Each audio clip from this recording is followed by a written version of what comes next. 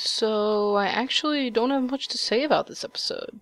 I mean, I never saw Rainbow Dash as the type of pony to freak out this badly, or at least in such, an immature manner, I guess, if you want to call it that. But they've sort of built her that way. She seems like the kind of pony now who can be a little bit reckless, and I guess, in the end, that does sound pretty Rainbow Dashy. So, I mean, there's not much to say about the episode, but there is something to say about RD and Tank, and about Rainbow's loyalty. I mean, if I were to talk about the episode, I'd point out little things like Fluttershy's giggle, Rainbow Dash's scream, the obvious, interesting song, which I'll get to in a second, And I'll fly until the end of the sky.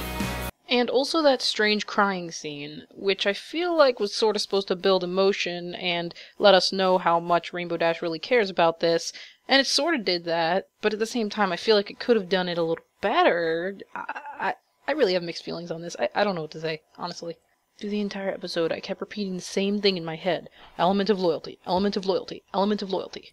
Because somehow I felt like her prioritizing Tank over the entire city of Ponyville, showed her to be not loyal to Tank necessarily, but selfish overall. Now, before I get into that, I'm just going to talk about the song, because we need to get that out of the way first. So, first of all, am I the only one who thinks that they're putting songs in, like, every other episode? Like, songs that are coming really frequently now? I mean, a song in the first season premiere, sure. I mean, it's the season premiere. Let's celebrate with a song, like, why not? And, Castle Sweet Castle, why not, is celebrating a new theme here, I guess. And, songs are a good way to pass time, which is what they did in this episode. Honestly, maybe it's a coincidence. I mean, the song seemed to fit really well with the episode, didn't feel forced or anything, in my opinion. And aside from that, personally, I favor this song over the song in Castle Sweet Castle. What was it, make this castle a home, or something like that. I don't know, it just feels like this song is more important, or it had more heart, and what's weird is that it kind of reminded me of some of the songs that the fandom makes. And, of course, it's Rainbow Dash's first real solo song, which I'm sure a lot of Rainbow Dash fans are really happy about. I mean, it had heart, it had meaning, it wasn't just a time passer song like the Castle one was. I mean, don't get me wrong, this song was meant to pass time, but it really showed how Rainbow Dash felt, and some of the lyrics and the emotion put into the song gave me a couple of theories. Theories which I am willing to share. So mainly, my theories are about Rainbow Dash's loyalty. This entire episode reminded me of Rainbow Dash's loyalty, or at least made me think about it. You know why? Because constantly, as I said, all I was thinking the entire episode was, this is the element of loyalty we're talking about here.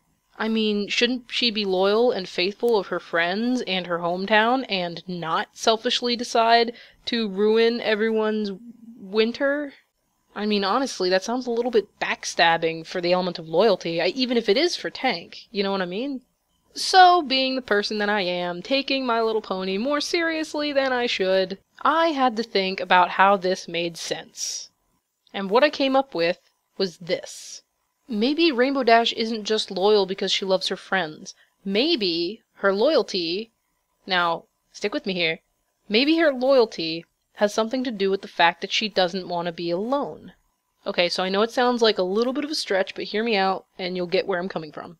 I mean, think about it. She loves her friends so much that she's willing to be faithful to them, no matter what.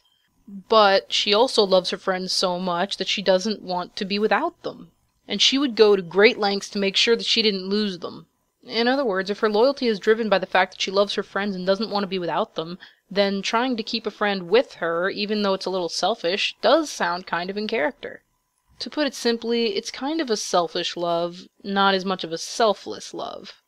Not that I'm trying to say that she's always like that. I mean, if anything, loyalty and faithfulness can also be very selfless. But if she has a deeper fear or concern that she's willing to sacrifice her loyalty for, it must be a big deal. She was willingly and consciously being unloyal to Ponyville by taking away all of winter, just so that she could do something for a friend, which I would consider loyal, except for the fact that her friend didn't even want what she was trying to give him. Tank did not want to stay up through the winter, and she wasn't respecting that. She was just in denial. So, here's the verdict. The only thing that could possibly make Rainbow Dash unloyal or unfaithful is the same thing that made her faithful or loyal to begin with. Both her loyalty and her selfishness are both driven by the exact same thing. She loves her friends and doesn't want to be without them. Anyway, I'd say that's a sound theory for the most part. If any of you have any disagreements or agreements or any different theories in general, feel free to share.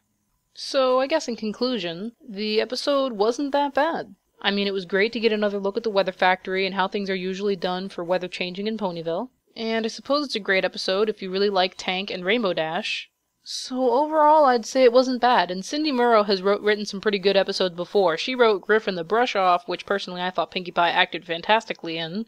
She even wrote Winter Wrap-Up, so, perfect pick for the writer. I mean, it's not something that I would watch twice. I tried to, but I could only manage to sort of skim through it the second time.